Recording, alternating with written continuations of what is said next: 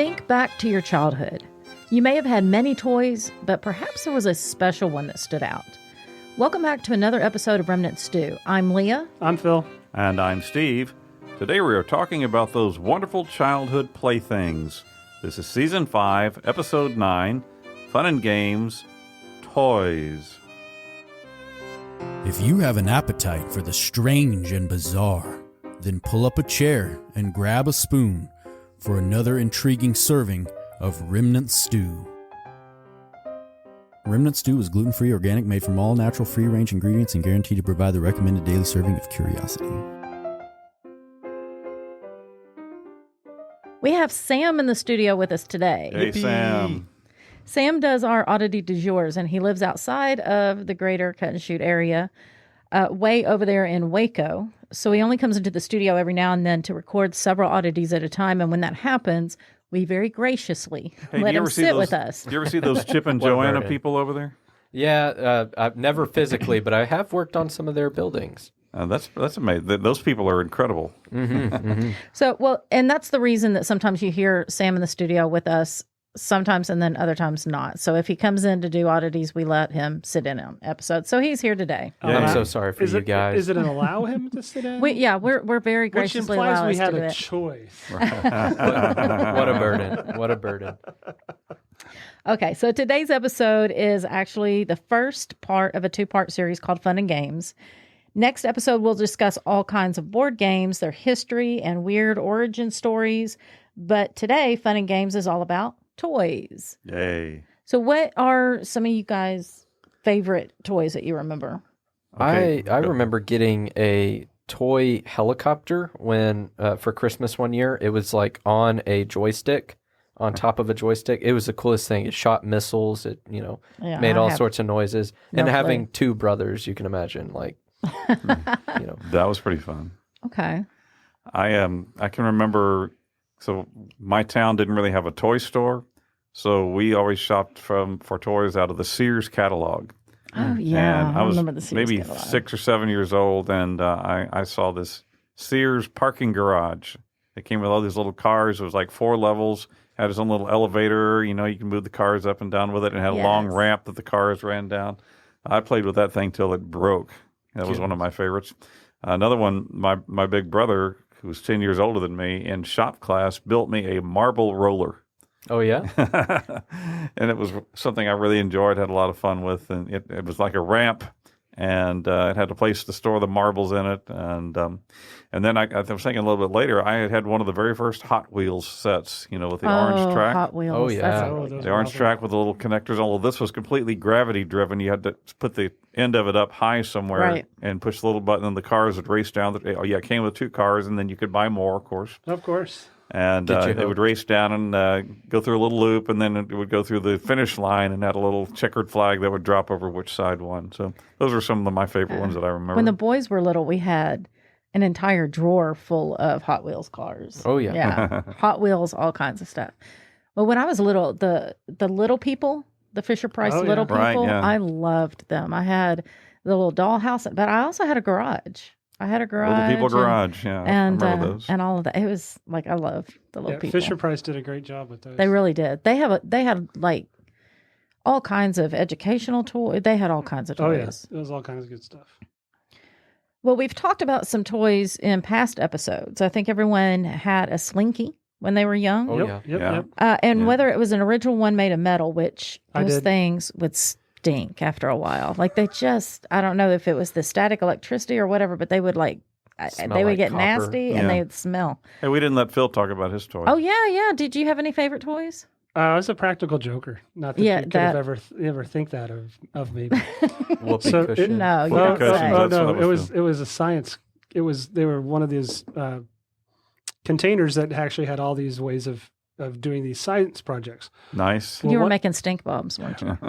among other things. The other was, you could wire it up to your doorknob, so when people Yeah. from the outside tried to come in, they get shocked. Oh, Because that's it's exciting. it's a little 12-volt battery that they provided. Yeah. So why not? I mean, there were 5 of us, so yeah, you wanted Yeah. to keep your stuff separated. That's funny. That's very funny. Back to the Slinky. Well, back to the Slinky. We talked about it in in great length in the last episode of season 2 called Leftover Stew, and how if your parents or grandparents bought a Slinky toy prior to 1960, it's very likely that their money went to fund a religious cult. Oh, Mr. yes, James is yeah. a little bit odd. Yep. So it was an interesting story. Go back and listen to that episode to hear all about that and more crazy stories like the music video that helped to find missing kids, Right. clown eggs, bone music, and the odd Jewish tradition of plague weddings. Yeah, that's a good episode. And in another past episode, we talked about how Play-Doh, another staple of American childhood, was originally invented as a wallpaper cleaner. yeah. That's right. I And remember that. That episode was called Remarkable Inventions, also in season 2, and included stories of how the incubator that has saved so many lives of premature babies was first used as a sideshow attraction at Coney Island, complete with the preemies. Ew. Yeah. Yeah, Well, I mean, it was that's the right. only reason, or the only way They he sta- could get it's- attention yeah. to it. Right. Yeah. It saved their lives and it brought Yeah. attention to the incubator. And also how chainsaws were first invented to aid in difficult childbirths. Yeah, I remember So- that. So, yeah. so go check out that episode if those things sound interesting as well. And you might also remember a couple of episodes back our beautiful ode to the mighty potato. That's right. Oh. This If you Spud's for missed it, you. Make sure you go back and listen to This Spud's for You. In that episode, we discussed that popular low-tech childhood toy called Mr. Potato Head. You might recall that originally children received only a package of weird-looking eyes, noses, and other appendages that they would apply to actual potatoes. But in time, they refined the toy, and it transitioned to the plastic form with the pre-drilled holes that we are more familiar with. Isn't that so appealing? You're right. Oh, thank you, Phil. In that episode, we talked about how the Mr. Potato Head commercial in 1952 was the very first televised commercial for a toy. right. So that's kind of interesting. So go back and check out that episode. Well, today we're opening up the toy box and taking a deep dive into the wonderful and sometimes weird world of childhood playthings. Now let's talk a little bit about the history of toys. Toys have probably been around for as long as children have. Now, I've mentioned here that my wife, Judy, and I are the proud grandparents of 8 grandsons and 5 granddaughters for That's a a grand lot. total of 13. It's never dull around our house. The oldest is 20, and the youngest is just over a year old. Now, we have one bedroom in our house that is designed, the designated kid play area, and we do have some toys in there, and one of them has survived all 13 kids. This was bought for the first one. He's Is a it a little bit phone? ragged looking right now, but he's a little green frog named Tad, and he sings and he counts. So let me fire him up here. Come on, Oh. Tad. He's in the shop with us. Hi, I'm Tad. Sing a counting song with me. Hi, I'm Tad. Okay, he does it in Spanish too. Count on me. One. Hola. Soy I'm Tad. enamored. Cantemos una canción para contar. Okay. Hola, soy Tad. Hi, Okay. I'm. Bye-bye. Bye-bye, Tad. Bye, Adios. Dad. I Oh, think yeah. I think I you guys can't had believe that. something. He survived Similar to all that. 13 Yeah, grandkids, and the youngest ones still love him. He's a little bit worn looking, but his eyes are kind of peeling off, but he still sings and he still counts with them. So We have- that's been a successful toy around our place. We have one of the Fisher-Price kitchens.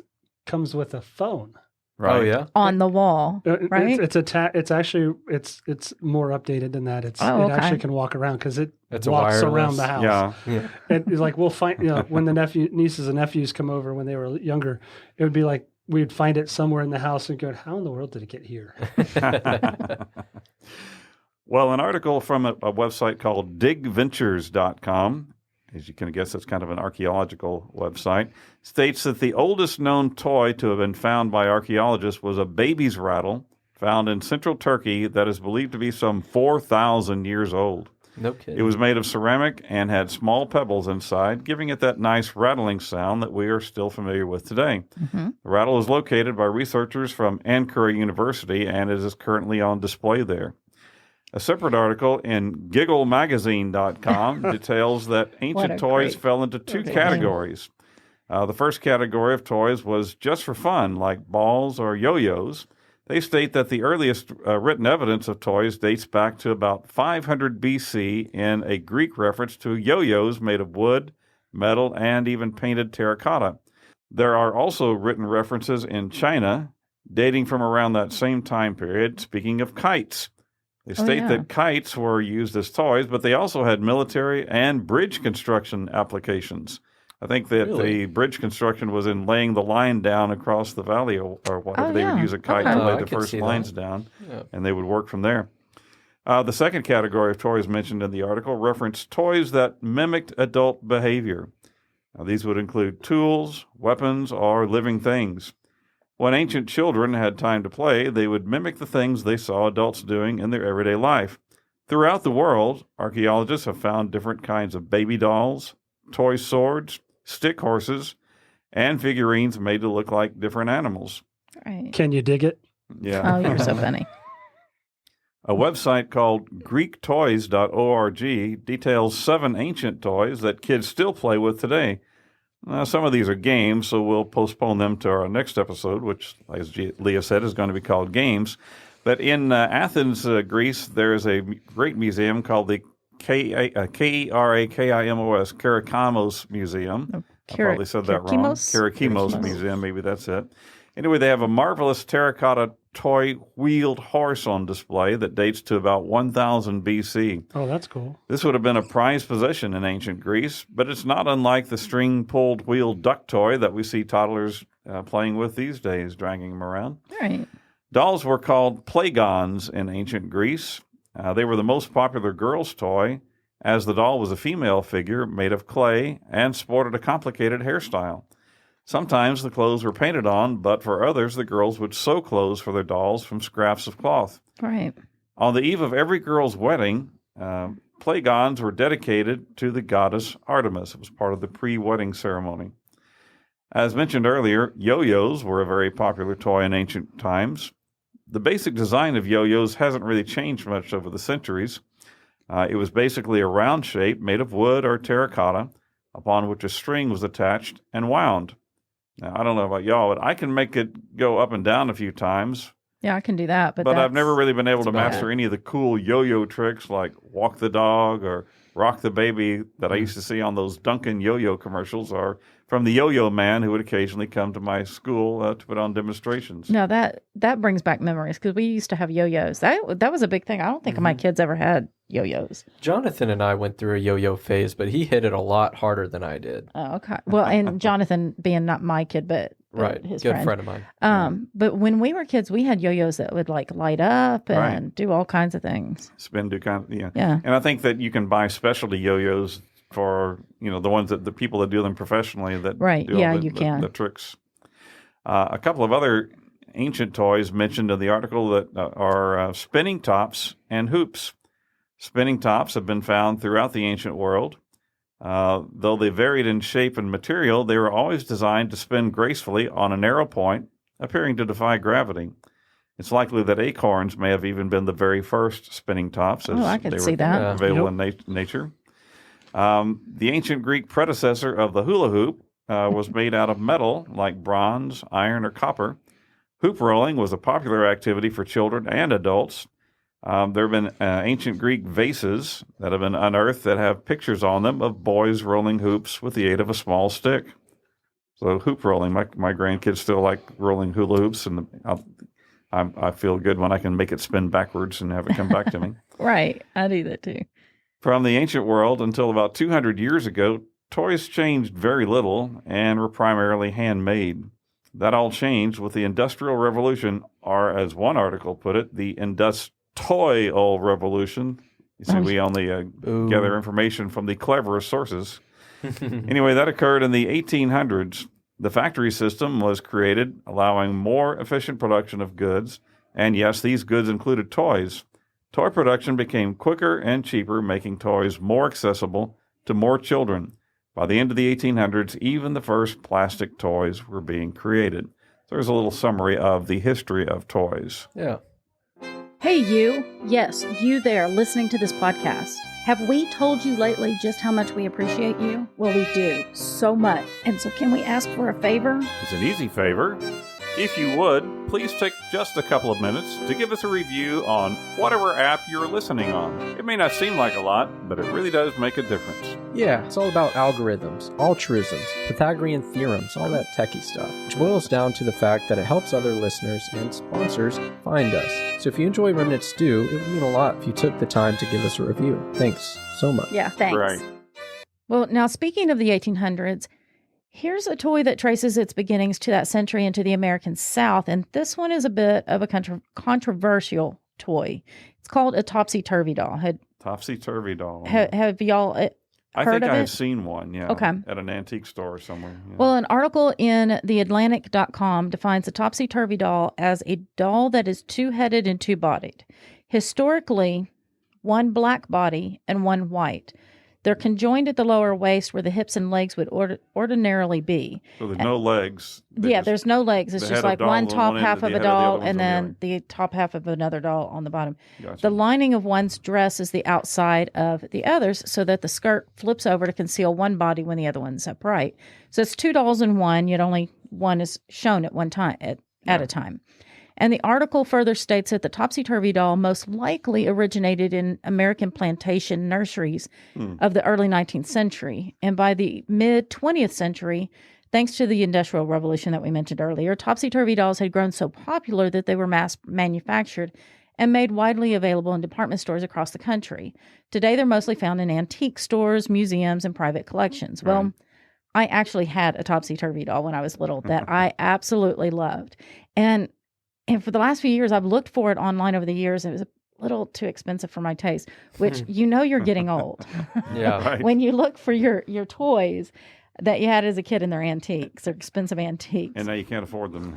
But when I came across, when I was doing research for this episode, I came across a cheaper one, just like the one I had as a kid, but about half as big, which was perfect. And I bought it and I have it with me today. Yay. Now, this isn't the controversial black and white doll, but rather a figure of Little Red Riding Hood, which I love. I love nursery rhymes and all of that. And I Right. absolutely love Little Red Riding Hood. So, okay, so I have the doll here. So it's Little Red Riding Hood, as you can see, and she's got the red dress. Yeah. Yeah, pretty red hair. Yeah. And yeah, little red hair. And then when you pull her dress up and flip her over, it's Grandma Oh, that's cool. and Grandma's dress. So that's a topsy-turvy doll. But this one has a little bit more of a surprise because Grandma has a cap on. Yeah. And when you reverse her cap and turn her around, it's Big Bad Wolf. It's the Big wolf. Bad Wolf Get it away in from Grandma's me. clothing. So I loved this little doll when I was a kid. Better And now I to eat have you a with, little my one. dear. That's right. That's right. It's What great. big teeth you have. What big teeth. In my belly. Okay, so you might be thinking the topsy-turvy doll is kind of weird, and it is. But it's not nearly as strange as some other toys that have hit the market. An article by Christopher Byrne I think, yeah. in Byrne. HuffPost.com details several of the weirdest toys ever made. Perhaps you enjoyed one as a child, and maybe that explains a lot about you. Let's I'm explore. expecting to hear a few of them. Yeah. On the list. As a child, did you ever hear one of your friends tell you, "Don't play with Mary, she has cooties"? Oh, yeah. Oh. Cooties. You know, cooties, or the Cooties, cootie yeah. shot, line, I dot, think dot. the other others. kids were telling themselves about me having Having I can see cooties. that. That's Yeah, I right. can see that. Well, whether or not you knew what cooties were, you were likely dissuaded from going near Mary or whoever it was that had cooties, unless you had armed yourself with a cootie shot. Yeah, you had to have those. Now, technically, cooties are lice. But Oh, I did not to- have that. yeah, well, no, you guys never did. Yeah. You guys never did. But Praise lice God. is an issue. It's still an issue today. Yeah. Yep. And especially in elementary schools. So it's kind of started out that way, but I think when the kids are saying, ooh, so-and-so's got cooties, they're just like imaginary germs, usually Yeah. carried by an awkward member of the opposite sex. Yeah, that fits. Yeah. Yeah. Awkward member of the opposite sex. Well, for some reason in 1948, the W.H. Schaefer Company in Minneapolis, Minnesota, developed a toy in which you construct your own cootie. And I had this, and I remember it very fondly. Yeah, my wife was- said she had one too. Yeah, it was called the Cootie Game. Mhm. And it contained various colored body parts so the kids could construct their own cootie or their own louse. Yeah. I don't course. think the game really made the connection that and cooties at that time I think had been separated so far from lice. I don't know, but But it was the Cootie game. Yeah. And it was a major hit and has never been out of Yeah, production. they're still making them. Yeah, a little at-home bioengineering. And they did. They came with like, you could have like the different colored body, and then Yeah. you had the legs and the antenna and everything that you put on it. Mr. Byrne, I don't know why I'm having such a hard Byrne. time with his name. Byrne. Byrne. Burn. Burn. Okay, Burn. We're going to just go with that. He states that Cootie is the only hit game that can truly be called, wait for it, lousy. lousy. Good one, Mr. Byrne. So, yeah, going back to our very first episode called Balloonacy, Cootie was honored in 1975 with a 15-foot tall float in the Macy's Thanksgiving Day Parade. Oh, So the that's what Cootie lice balloon. looks up Yeah. up here. Cootie balloon. It's a lice real big, huh? Okay, this next one I don't remember at all, but it sounds amazing. Yeah, I don't remember this one either, but it would be awesome. In 1963, the Marx Company, that's Louis Marx, the toy manufacturer, not Karl Marx, the communist, Yeah, thanks for clarifying that. Yeah. marketed No an relation. amazing plastic robot called Big Lou. Big Lou was big. He stood over 3 foot tall and was a foot wide. Yeah. Wow. And he retailed for $9.95.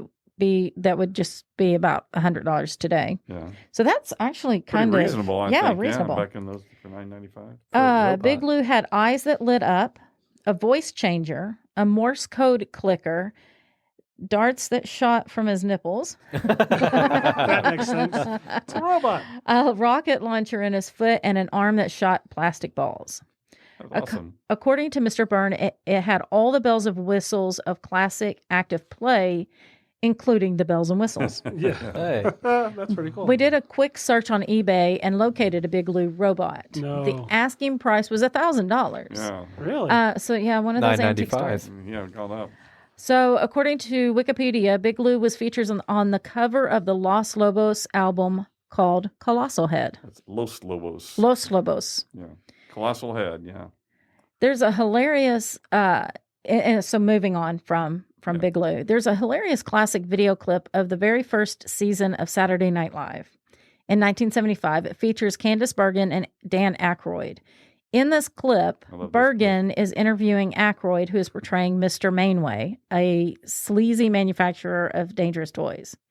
He's defending some of his products, including Johnny Switchblade Adventure Punk and Teddy Bear Chainsaw. In fact, we have a clip here, and I'm going to play just a little bit of the audio, where Bergen asks Mr. Mainway about his toy bag of broken glass. Oh, no. Okay, here we go. I'd like to show you another one of Mr. Mainway's products. It retails for $1.98, and it's called Bag of Glass. Mr. Mainway, this is simply a bag of jagged, dangerous glass bits. Yeah, right. It's it's a glass. It's broken glass. It sells very well, as a matter of fact. It's just broken glass. I don't understand. I mean, children could seriously cut themselves on any one of these pieces. Yeah. Well, look. A kid, the average kid, he picks up broken glass anywhere. The beach, the street, the garbage cans, parking lots, all over the place in any big city. We're just packaging what the kids want. Imagine the possibilities. We're just packaging what the kids want. So, the thing about Saturday Night Live is that there were some truly dangerous toys on the market Reflected at that what time. was really So, going on. yeah, Yard so it was a darts. reflection of what was really going on in the world. True. And so there were in the 1970s, like you could kill yourself with your toys. Yeah. And these Yes, included you toys that would never be on the market today. These included lawn darts. Lawn Aha. darts I or- love that game. or like a spear, Yeah, it's like you could throw this, this spear, That was this awesome. weighted dart. Atomic energy kits. Yeah, Oh. even with a bit of radium. Yeah. And then, or one of my favorites, clackers. Oh man. Sam, do you know? Yeah, we had clackers, but we didn't have access to lawn darts, but what we did have access to was a bow and arrow. And Yeah, so we true. would just shoot that up in the air and watch it come down see who could get the closest to it. You oh know, my gosh, it's I- a I- wonder they all live. my point being, I don't know that the banning of lawn darts did anything for our personal safety. We put ourselves I in made it a danger little harder for regardless. you. You had to played be lawn more darts creative. For, Yeah. for years in our house. Oh yeah, And in house oh, in the house or or at the house. Yeah. we will not actually admit to any of this still. but let's. You would actually try to do it front yard to backyard. Yeah, there you Over go. the house. Yeah. Oh wow. Hope nobody's Wow. walking by. No one said anything about supervision. I'm just saying. I'm always amazed at how many grown men are walking around having survived boyhood. Present company Well, mostly included. they I did. understand. That's right. Occasionally they didn't. Well, let's talk about clackers. Go back to though. clackers, yeah. Clackers were, if you don't know, they were a pair of hard acrylic balls, almost like billiard balls Yeah, or about pool the balls. same as billiard well, balls. but About they like were golf smaller. ball So size, somewhat just like about. croquet balls. Yeah, Yeah, but Well, like they golf were- ball they were like size. They've golf been ball different size. sizes, Yeah. but Okay, yeah. okay. And like marbles, they came in all colors and designs. Right. and stuff. And they were tied to a cord that was about 2 feet long, and in the middle of the cord was a small ring for a handle. And so, kind of like a yo-yo, you would get it going, and the balls would clack against each other, and they were loud Yeah, and they were lethal. right. Don't get your fingers stuck It between sounded them. like hail on Yeah. a tin roof, yeah. Yeah, Or get your eye in the way of one. Right. You know? yeah, but you could also like fling it at your brother or sister and like wrap them up. No wrap them. comment. Yeah, Yeah. like it was like a medieval not torture device, but Almost like nunchucks, only Yeah. without. yeah, exactly, almost like nunchuck. Like you could just strangle somebody with Yeah. them. So those were and honestly, we have a pair. Uh-huh. We had We had a red pair for a long time. and I think they were your dad's, and we hid them most of your childhood. So Well, Yeah. I have a real vivid memory of when I was in the 7th grade. This was 1970 when they came out. And, announcements at school were usually made in the mornings. right, But one day about 2:15 in the afternoon, the old intercom crackled to life, and the school secretary came on. Now, usually this meant some former president had died, or there was some kind of national news that she was letting us know about. But this day, she came on and said, quote, "Listen, kids, don't bring any more of those clangers or bangers or whatever it is you call them to school anymore. If you do, they're going to be thrown away immediately." Click. She had it. Oh, She had yeah. it with the clackers. how funny. Well, another weird toy from the 1970s in Mr. Burns' article was Stretch Armstrong. Did y'all know? Yeah. Oh yeah. This was a small, muscular male doll which sort of resembled Arnold Schwarzenegger. Yeah. But you could stretch his arms and legs up to 4 feet in length, and he would always snap back to his original shape. Yeah. And then He- they came out with different characters. Oh, really? Did they? Yeah, I didn't. there was like a couple other. We had a other Hulk stretchers. one at some point. Yeah. Yeah. because It just went on and on because you could, it would, however way you could sell it. They had one that could stretch. Right. Okay, so they were pretty much indestructible unless you left them in the car, and Yes, then they and then melted. melted. Yeah. Only play with inside toys inside. Right. And now for something completely off topic and off kilter. Brace yourself for the oddity du jour. One of my favorite things about a long distance road trip is trying new food. Yeah. Whether it's a local joint or an excuse to try that chain restaurant that I've passed by a million times, I've come to associate a road trip with a quick and delicious meal. This association isn't lost on advertisers, of course, and it's impossible to drive anywhere nowadays without a large Big Mac or Whopper staring down at you from every other billboard. Whopper. Now, this isn't a new phenomenon. Ever since cars hit the road, there have been those who would entice you to stop in for a bite while on your way. Let's bring it all the way back to the year 1900. That's a long way back. A famous manufacturer of car tires that's still around to this day came up with an interesting way to market their product. You see, back in the turn of the last century, cars were not nearly as commonplace as they are today. Was that with a left blinker or a right blinker? Yeah. Right. Just asking. Now, if your company revolves like a tire on the car industry, That- I see what you wow. did there. Pun intended. then you have a vested interest in the car industry becoming big.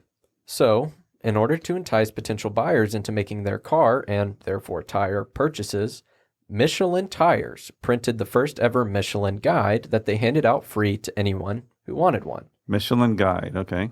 Now, that guide was similar to today's travel magazines. A map of the area, adorned with local attractions, was printed alongside more practical things like instructions on how to maintain or change a tire. Okay. These travel guides included hotels, mechanics, gas stations, and, of course, restaurants. Yeah. Nice. But there wasn't drive-through restaurants didn't come about until like the 1980s or No, something. this is like sit down. These Yeah, are- most of them Yeah. were sit These might be down. diners. Fast food was not known in those But days. people so- would take picnics a lot too. Right. Yeah, my imagination of a road trip back then, it did not include a drive-through McDonald's. It was more of No. a stop in each town. But I do have enjoy to its say scenery.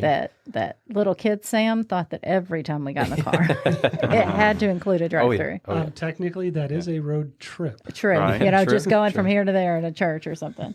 Well, within a decade, these guides were extremely popular, offering more than a standard atlas and inspiring folks to take that road trip, preferably on some Michelin tires. Now, World War I temporarily halted the production of the guide, but when it was brought back, Michelin stepped it up a notch. The guide was no longer free. I don't have this written down, but I think it was 24 francs, something like that. Francs. Okay. It's French. It's a French base. So, Well, okay, right, so it was but- originally in France before it got expanded Right. internationally, then I guess. So the guide was no longer free, and it eliminated advertisements and also included a rating system for hotels and restaurants. In 1926, this rating system introduced the now famous Michelin star as a way to distinguish Okay. fine dining establishments. So there's your connection. Okay. Okay. So through the years, this system evolved into a 3-star system that we know today. Interesting how a tire company could go on to create one of the most coveted accolades in the restaurant industry. Right. Out of curiosity, did any of y'all know about this connection prior to this? no, I didn't, but I could have written it and not know. I kind of guessed.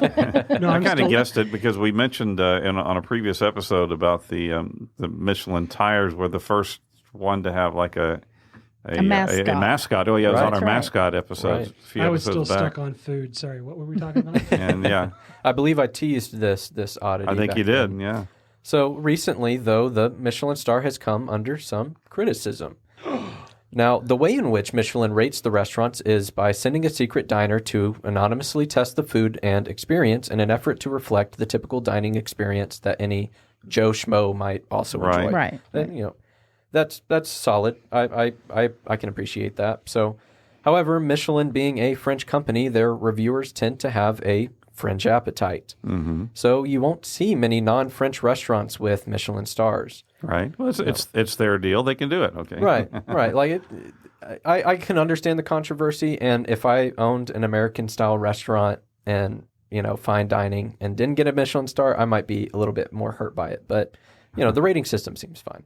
Now, this has led many people to conclude that while the ratings are conducted very well, they aren't to be trusted as entirely unbiased. So even if your favorite local joint isn't adorned with a star, know that it might just have something to do with their Mexican, American, Thai, or other non-French cuisine. Right. Yeah, anything not French. Now, Most likely. I got my info from escoffier.edu, Ooh. math.com, and twistedfood.co.uk. Wow. So what we here at Remnant Stew ought to do is what I do on road trips is, we go to the bathroom all the time, like every 50 miles or whatever, and we rate the bathrooms, Yeah. on cleanliness, on, That should be its own app. yeah, Right. absolutely. Right. I've heard somewhere that, when you buy snacks for a road trip, it should resemble like a 10-year-old with a $100 bill had gone in and bought snacks. So- That's right. That's the proper way to do it. That's what growing up is all about. exactly. Well, back in the 1950s and 60s, it appeared that about 2 out of every 3 television programs were Westerns. Oh, Right? yeah. That's right. How many Westerns can we think of now? The Oh. Rifleman. Rifleman. Oh, that little kid was so annoying. Paul. I would make an argument for the Andy Griffith Show. No, that wasn't really a Western. That was no, that he's was not in a the Western. 1960s. That's I a don't know. small 100 years town. off. Yeah. But it was black and white. Gunsmoke, Gunsmoke, yeah. Bonanza. Bonanza. Oh, every girl I was in school with had a crush on Little Joe Cartwright. from Oh, yeah? Bonanza. Oh, okay. So Oh, Lord, here it here's some comes. trivia. His grandfather, my father-in-law, went Yeah. to school with him. Oh, really? What was his name? I cannot Michael remember. Landon. No. Oh, okay. You know what? No, I'm Haas. thinking. You talking about I'm thinking Haas? of Haas. Oh, Dan Blocker. Yeah, That's- Dan that's Blocker. who Yeah, it is. he went to the same college my brother went to. So I thought of Gunsmoke Bonanza, Rawhide. You remember Rawhide. That's a great song that introduces that one. The Lone Ranger was a movie, and then it was a television show. Yep. There was The Virginian. There was one called High Chaparral that had a really great, there was no words to it, but a really great music intro. Death Valley Days, which was narrated by one Ronald Reagan before he got into politics. Yeah. Maverick, and many more. Well, kids like me who grew up in that era spent much of our playtime on stick horses, chasing bad guys, and having mock gunfights with our friends. Well, and let me just say, so I was a kid back then, and I didn't watch all that stuff, but like the Mickey Mouse Club, that had Western a Western theme to it. I can't think of Marty, and I can't think of who it is, but I had a cowgirl suit, like the whole nine yards. It was really a thing. And I think when Toy Story came out, it was kind of harking back to that era where Woody, was a part of that. Anyway. So we'd have gunfights with our friends, and of course, if you were shot, it was expected that you wouldn't just fall down, but you had to put some drama into your death. Flail your arms and go yeah, or something like that. Make it believable. Make it really believable. And then immediately afterward, you'd pop up again, cartoon style, and rejoin the fight. My wife recalls as a childhood memory where each morning she would strap on her pink holster and cat pistols before she went out to round up the offending neighborhood kids and put them in the jail. The sheriff. A ladder turned horizontally I could see, substituted for the jail. Yep, she's the sheriff. Got it. Yeah, right. Yeah. Well, toy manufacturers capitalized on the Western craze by marketing cowboy hats, as you were saying, and outfits. Feathered headbands, mock Winchester rifles, Colt 45 cat pistols. Oh, yeah. Bows and arrows, those. rope coils. Oh, yeah. Get where you could make a good lasso with your rope. Oh, yeah. And a host of other Western-themed items. The Lone Ranger himself and other Western stars like Roy Rogers often appeared in TV commercials urging kids to go out and get the latest gear. Well, most of these Western-themed toys were pretty much what you would expect, but occasionally they got weird. Only on occasion. An item on lowerthebar.net notes that in 1965, Kenner developed the Daddy Saddle. Oh, that. No kidding. Oh, okay. I can see where this is going. This was an actual child-sized saddle that was designed to strap onto Dad's back. The kiddo hangs on while Dad gallops around on his hands and knees. The box states, quote, "Now every child's favorite game, Horsey, comes to life." It also boasts, quote, "authentic Western design and tooling, washable vinyl coating." We don't even want to know why it would need to be washable. Junior riding around on it. And adjustable straps and cinch. If Dad isn't around or is hiding somewhere, just throw the saddle over the back of an armchair or use it on a seesaw. Drawings of these uses were also on the box cover. Now, about the same time as the Daddy Saddle, Mattel came out with the belt buckle pistol. This was an oversized Western belt buckle with what appears to be an engraving of a large pistol on it, only it was not an engraving. It was an actual pistol. Well, sort of. The pistol is hinged to the buckle so that it swings out. Inside the barrel is a spring-loaded plastic toy bullet. The bullet can be fired by squeezing a hidden release switch on the back of the belt buckle. Now, there's a blogger named Dave Pochak, P-O-T-C-H-A-K, of New Enterprise, Pennsylvania. He has a really funny blog, and he writes an amusing anecdote about the belt buckle pistol on his blog, P-O-S-P-E-K, POSPEAK, or pospeak.com, POSPEEK.com. Quote, "One Sunday afternoon when I was 10 years old, my dad was half asleep on the couch. I walked over to him and said, quote, 'Dad, can I shoot you in the belly?' 'Sure, just be careful,' he replied. I swung open the hinged pistol and fired point blank into his white T-shirt middle. For some reason, the plastic bullet took a sharp left turn and made a direct hit into his half-open eye. Oh, jeez. You'll shoot your eye out, kid. For a split second, I thought I was safe because I had asked permission. I was wrong. The smack I got was pretty mild, though, probably because Dad was still half asleep and no doubt still partially blinded by the bullet. That's great. It is on a hinge. It does not mean it fires straight. Western-themed toys. Well, those are interesting. That's awesome. Now, I came across some non-Western toys. They're also very cringeworthy. So this is our section called cringeworthy toys. Right. Most of us can recall having piggy banks when we were kids. The idea was to encourage kids to save their money. A Japanese company called Banpresto has taken this idea to new levels. Oh, yeah, so I'd say and one so. of them is especially creepy. But let me just stop right there and just say, like, we could do an entire episode on banks because that was the mechanical banks, the antique mechanical banks were so interesting. The different Like ways. I think a lot of them counters? came from Japan originally. too. Not coin counters. Like, for instance, when I was little, and it was probably Fisher Price, I'm not sure, I had an apple. It looked like a giant red apple, but it had a face on it. Yeah. And you place a coin, it kind of had like a cutout of it. And you place the coin on this shelf, and this caterpillar would come out and grab the coin yeah. and take it back. Yeah. And your sister had one from With a Japan that was a cat. cat. Yeah, Yeah, a the cat's little cat paw paw. would come Right. out, and so, but there's tons of those tin kind of banks Interesting. made Yeah. where a dog would eat the coin or whatever. I didn't have a cat or caterpillar one. I had a brother that would take any coins I would leave for him. You didn't need a bank.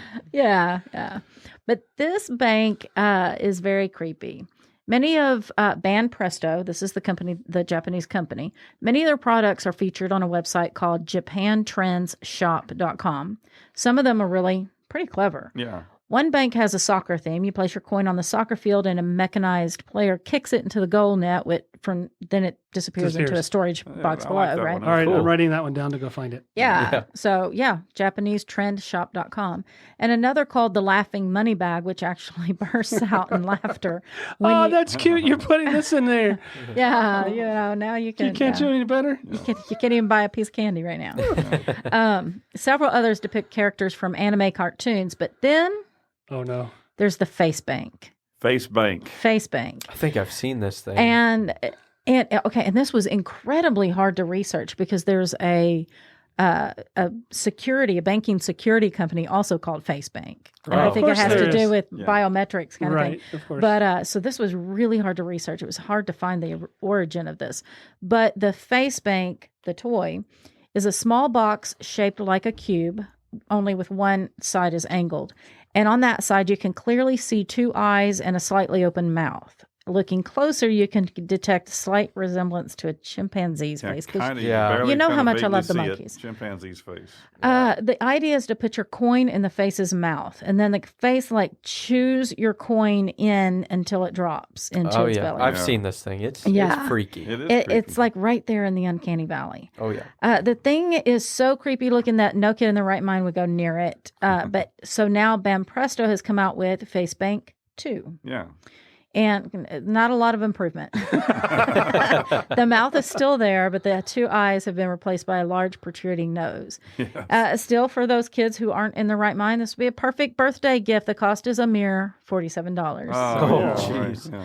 Now, this next one, Well, really quick, the whole reason I know about this is because it gained infamy as it at yeah. some point latched onto a girl's hair and just Okay. chewed. Oh, kept I chewing the thought hair off. that. Oh. I Yeah? thought that too, but I could not find that. You couldn't corroborate it. I couldn't Might be an corroborate urban myth, that, but yeah, that might be one of those legends. But yeah, that's how I can knew see it about happening then. Okay, Wow. so this next one, it's a baby doll, and it's called Baby Laugh-A-Lot. Okay. This was a doll with red hair and chubby cheeks that rocked back and forth and laughed maniacally. Ugh. And here's an original commercial for it. I'm going to play it for us. You kind of got to go see it too, because the scene Yeah. is even creepier than the sound. Mech- So we're Mechanized going to give you the face sound. laughter. Well, no, the doll's face doesn't move. Okay, it doesn't move. It's it just almost laughs. scarier. But the laughter's creepy. But the commercial is even creepier. Yeah. It's eerie. So we're going to play the audio, but if you get a chance, look up the video. It's super creepy. So And is we'll- it a witch and does it float? You know what? It wouldn't surprise me. But we will have in our transcript of this, we'll have a link to the Yeah. two audio clips that we're playing today. We'll have a link to those YouTube videos. But here we go. Listen to Remco's Baby Laugh-A-Lot. Oh, don't like that. No. You're listening to Baby Laugh-A-Lot. She's the funniest doll you've ever seen. Just push the button and she starts to giggle. He's creepy. The announcer's creepy too. It sounds like a recording of a coven. And It then, might be. and then the It's the announcer, Wicked Witch of the West. the announcer's a little You're bewitched. dog too. Yeah. Yeah, And- playing it up too much. My phone just kept going. Sorry. So, okay. So that was Baby Laugh a Lot. Now, as far as that commercial goes, I don't think the manufacturer intended for the laughter. Well, and I say for the commercial, but for the doll, I don't think that Remco intended for the laughter to sound evil, but it does kind of, it gets creepy. Yeah. Give me your little dog too. And they produced Baby Laugh a Lot in 1971 and then went bankrupt shortly after. No. Understandable. And a website called, get this, cursedcommercialsfandom.com That's claims that, and you got to imagine this, as the batteries begin running down, the doll takes on a smoker's cough tone and sounds even more sinister. Imagine just traversing the house and that thing goes off. Okay. In the middle of the night, you're walking Yeah. around. That's a thing. And that just unlocked a memory for me. Oh, yeah. My mom gave my sister and I, gave her grandkids each a Big Bird doll that talked. But this was like off-market Big Bird doll or something. And I don't remember exactly what was so creepy about it, but it was this. And I don't know if you even remember it because we didn't really allow it to enter into your. But it would be in the toy box and just go off and start talking for no reason, like in the middle of the night, in the middle of the day when y'all are gone. It was creepy. That thing got thrown out to the garage for a while until it found a landfill. It's still talking to this day. It probably is still talking to this day. Well, okay, now we can't forget, this is one of what I think is one of the creepiest toys ever. The Jolly Chimp. Okay. This is kind of the epitome or poster child of vintage toys. I think not everyone has seen one in person, but like they know of it. According to Wikipedia, the Japanese manufacturer Daishin CK began producing a toy called Musical Jolly Chimp in the early 1950s. And when you pressed a lever on its back, the chimp bared its teeth, howled, and began banging two cymbals together. Gotcha. Okay. Oh, that's a Jolly Chimp. Yeah, that's a I didn't know Jolly it by Chimp. name, but yeah. Interesting. Musical Jolly Chimp. Yeah. Evidently, Daishin didn't get the patent on their product because soon after, knockoff Jolly Chimps emerged on the market. Everywhere. For this reason, you can locate many variations of Jolly Chimp today. But all with bloodshot eyes for some reason. Like it is Seriously, so I don't know why. Yeah, Right. But I guess if you're tied to symbols all your life, I mean, you I can't mean, go to sleep because you might bang them together. Yeah. And I'm sure it's a take on the street performer little chimp music dancing to a calliope Organ or grinder whatever, with the monkey. right? Or a circus or whatever. But yeah, all of them look super creepy. Like they don't. Demented. Of course, what's funny is they put those in video games too. Oh, yeah? Yeah, they're all in the creepy games or ones that are supposed to be somewhat spooky. You will find them in there. Well, Like a they've marionette appeared. doll that is the picture of creepiness. It's like the head and it's all the monkey outfit with them, and they're just all over the place, and you're like, okay, that's weird. It's weird. Yeah. They've appeared in a lot of movies and television shows. Oh, yeah. And I think always as a creepy factor. Right. Yes, always- Rebel It Without a sets a Cause. tone. Yeah, Yeah. That was an old movie. That's right an when old they came movie, out. and Yeah, I in the don't. 50s. I never saw that, so I don't That know was a good how it movie. was depicted in Rebel Without a Cause. That's Just with sitting on the shelf. Not Yeah, good.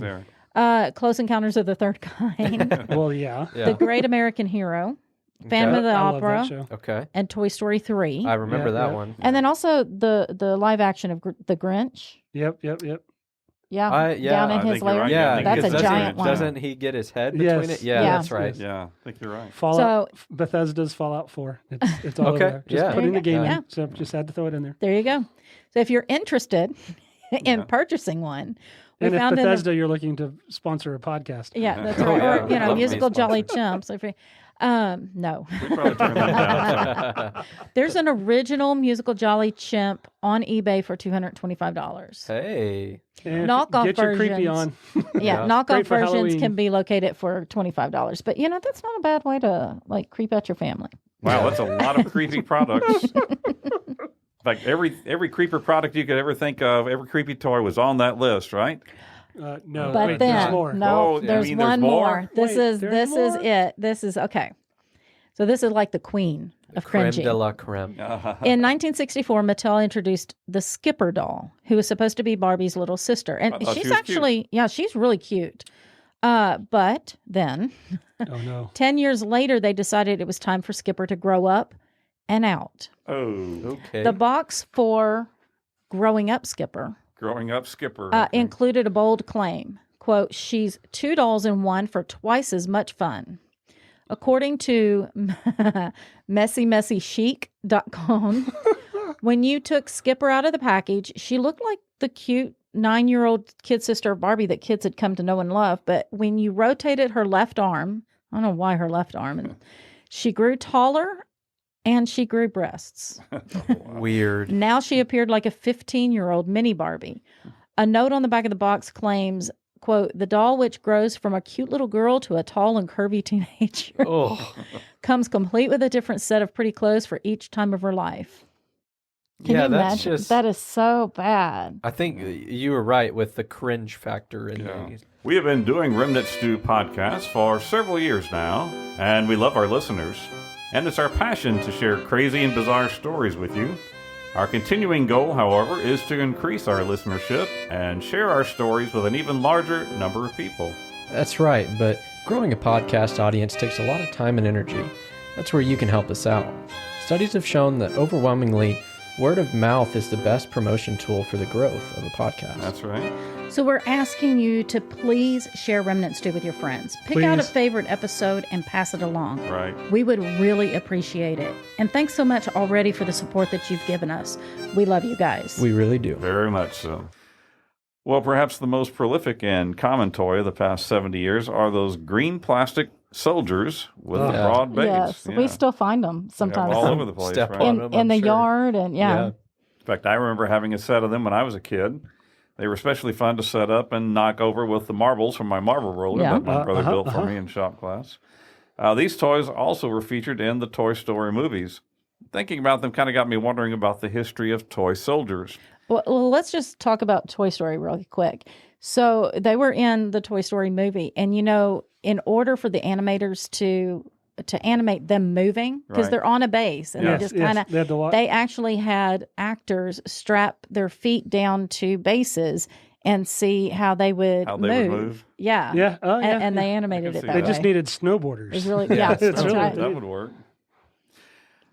A website called Warwick and Warwick.com, which operates a collectibles auction house, has some great information about the history of toy soldiers. They state that the first mass-produced toy soldiers were made of tin and produced in the early 1800s in Germany by, well, these are some tough names here, the Heinrichsen, Heidi, and the Reicheveer brothers. We're just going to leave it at that. Okay. These companies, these figures were somewhat engraved, but generally unpainted. Later in the 1800s, more realistic military figures were produced by pouring molten lead into a mold. Right, I've Yep, seen some yep, of yep. those. They often resembled various European military leaders. In fact, they were still using lead up until 1966 when they figured out lead is not a Not good good thing for for you. kids to be playing with. In 1893, an Englishman named William Britton, of course that's his name. He's Of an course. Englishman, Yeah. yeah. Right. He changed the way toy soldiers were manufactured when he invented a process called hollow casting. Quoting from Warwick and Warwick.com, quote, Britain's hollow cast production system saw molten lead poured into a mold, which was then turned as the metal cooled. Because the mold featured a small opening to allow excess lead to escape, the finished figurine was hollow, making it far lighter and cheaper to make than the previous designs. William Britton's earliest works were beautifully hand-painted and reflected English uniforms from the Boer War and other British campaigns of that era. Oh, neat. Now, here in the United States, in 1924, a New Jersey company named Barclay, so this is 100 years ago now, began producing metal toy soldiers with highly creative poses. Their soldiers reflected American and Canadian military regiments, probably from the recently completed World War I. Barclay has also produced Native American figures. And then during World War II, of course, as most other American manufacturers or whatever they were making had to switch from producing toys to products for the military. But when the war ended in 1945, the company went back to producing toy soldiers, now reflecting the various units and regiments that had just come home from the fighting in Europe and the Pacific. Manufacturing advances of the 1940s saw the figurines become far more lifelike and detailed than ever before. Yep. They also produced barnyard sets and city worker figurines. The biggest post-war change to toy soldiers was the rapid development of plastic injection molds. This made the soldiers cheaper and faster to manufacture. In the 1950s, the American toy company Marx, that we mentioned earlier, right. began producing the famous green plastic army men in several realistic poses. No doubt these popular toys inspired many youngsters to join up when they came of age. In the 1960s, Marx also introduced colorful figures, including soldiers in uniform, Native Americans, cowboys, and spacemen. Yep. The long-lasting appeal of toy soldiers contributes to their continued popularity as collectibles. Plastic models and sets from the 1960s are widely available and can be purchased for around $25. The rarer tin and lead models from the early 1900s in good condition can fetch upward of $700. Warwick and Warwick.com notes that prices continue to rise steadily, making toy soldiers a potentially shrewd investment. So that's a good place to put your money there, Sam. Yeah. The subject of toy soldiers reminded me of a story we did about soldiers making a toy out of a weapon. Back in our Season 2, Episode 11, titled Submarines and War Machines, we talked about the Doodle Bug, Yeah, one of our favorite stories ever. Officially named the Goliath Tracked Mine, it was a bizarre device built by the Germans during World War II. It was a remote-controlled mobile explosive measuring 1 foot tall that was supposed to maneuver under Allied tanks and detonate. With a The problem 1,000-meter was the power wire. was supplied by a 2,000-foot extension cord, Yeah. which the Allied soldiers quickly learned to cut. Now, there's Oh, a look, really- it's coming. You got time.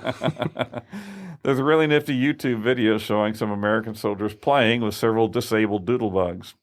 Well, Leah now has some of our final stories that also involve soldiers and toys. Yeah, so not toy soldiers, but soldiers with toys. Right. In late July of 2011, Staff Sergeant Christopher Fessenden was on tour of duty in Afghanistan. Fessenden was an experienced soldier, already having completed tours of Iraq in the 4 previous years. While on duty, he traveled with his standard issue equipment, weapons, ammo, helmets, boots, plus one other important item, a toy truck. All right, yeah. Well, we should explain that this isn't just any toy truck. In 2007, Sergeant Fessenden's brother Ernie back in Minnesota had sent him a remote control toy truck. So it was an RC truck. Yeah. Ernie had taken an extra step, though, and had his friend Kevin Guy, who owned a hobby shop in Rochester, Minnesota, attach a wireless video camera to it. Okay. Now, why did he do this? According to Ernie, his brother had told him that the military did not have a good method of checking roads and paths for improvised explosive devices, or IEDs. Yeah. Or at least if they have one, I don't know about it, stated Christopher. Ernie decided that a remote-controlled truck with a wireless camera attached to it might be just what was needed. The brand of the toy truck is called Traxxas Stampede and is capable of moving as fast as a military vehicle. Yeah. Ernie states that the truck, camera, and miniature monitor, which can fit on Christopher's rifle, only cost about $500. That's pretty reasonable. Especially for what it was used for. Yeah. Christopher received the truck from his brother in 2007. Over the next 4 years, he claims that he was able to locate 4 IEDs with the toy truck. That's neat. The truck travels ahead of the troops as they go on maneuvers. Quote, the Traxxas actually keeps up with us and is able to advance past us and give us eyes on target before we get there, said Christopher. Then one night in late July of 2011, Christopher loaned his truck to some other soldiers who were on patrol. While they were out, the toy truck got tangled in a tripwire connected to what was likely 500 pounds of explosives. Good. Oh, wow. The bomb went off. The 6 soldiers controlling the truck from their vehicle were unhurt, and the toy truck had saved their lives. Oh, my. Yes. Christopher emailed his brother saying, quote, the truck is gone, but 6 guys are alive because of it. Can you send me another one? Ernie couldn't believe it and immediately ran to share the news with his friend Kevin that outfitted it with the camera. Yeah. And then they immediately went to work on a replacement Yeah. for the toy truck camera. Of course, the military does what it can, to provide Right. servicemen and women with the supplies that they need. But as Lieutenant Colonel Christopher Garver said, quote, Army soldiers and Marines are not forbidden to come up with new ways to do their jobs, especially in the ever-evolving battlefield. Absolutely. Yeah. You got to think on your feet. You might recall during the Iraq War where American soldiers were requesting that pantyhose be Yep. sent from home to be used to protect their equipment from sand. Absolutely. Yeah. Right. Well, here's It's a a filtration system. Yeah. so that was an innovative, Yeah. very Yeah, it's a innovative good way to one. use a toy. Well, here's another toy that soldiers have recently put to good use. One of the The challenges in laughing doll. yeah, that would be something. awesome. Set that out. Yeah, set that Psychological warfare. Just drop that Might off. be against the Geneva Convention. yeah, yeah. And the clapping monkey in different right. places you stopped. Yeah, that would be creepy. Well, one of the challenges of military personnel that has faced in Iraq and Afghanistan is that the tripwires attached to explosives. Yeah. Right. Very thin fishing lines or similar triggers can be strung inside buildings and across narrow alleyways, and they're almost impossible to see, especially in the dark. So can you think of a cheap children's toy that could help soldiers and Marines to detect them? I know the answer. Go ahead. What is it? Silly string. That's right. Silly string. Just spray it down the line. So before entering a building, troops squirt the plastic goo, which can shoot strands about 10 to 12 feet across the room. And if it falls to the ground, no tripwires. But if it hangs in the air, they know there's one there. In 2006, one soldier wrote to his mother, Marcel Shriver of Stratford, New Jersey, and asked her to send him a case of silly string. Shriver went into mama mode. Oh, yeah. 2 cases. And organized a silly string drive. She collected 1,000 cans, including several cases Right. that a were mom. donated by the manufacturer. Absolutely. And she sent them to her son in Iraq. Hand this out like candy.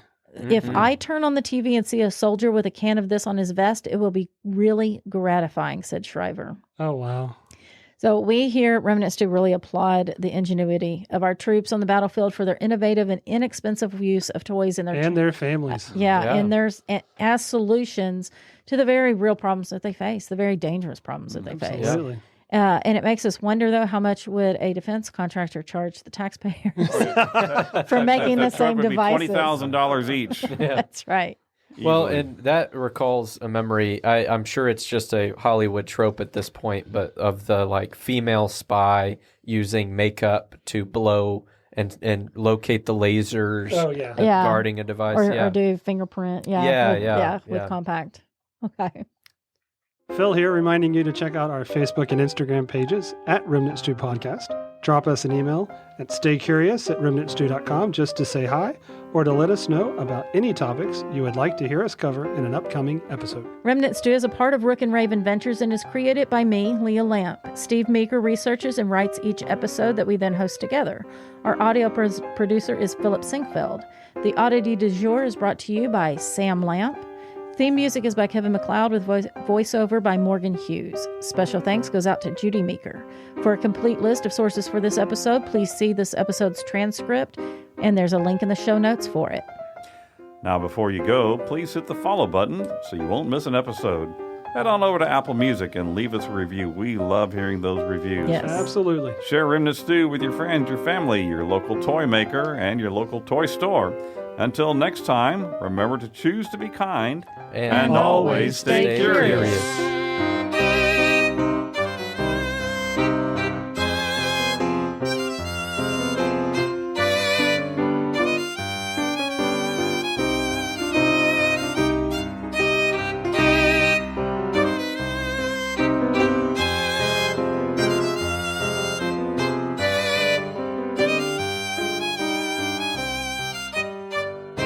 Well, let's just be thankful that they never created a little brother for Ken. Glad for that. What grow chest hair? But we don't want to know. And we Sideburns, stop yeah, there. sideburns, that's it. Right. Moving on. Sideburns. Yeah. Sideburns. He gets a mullet.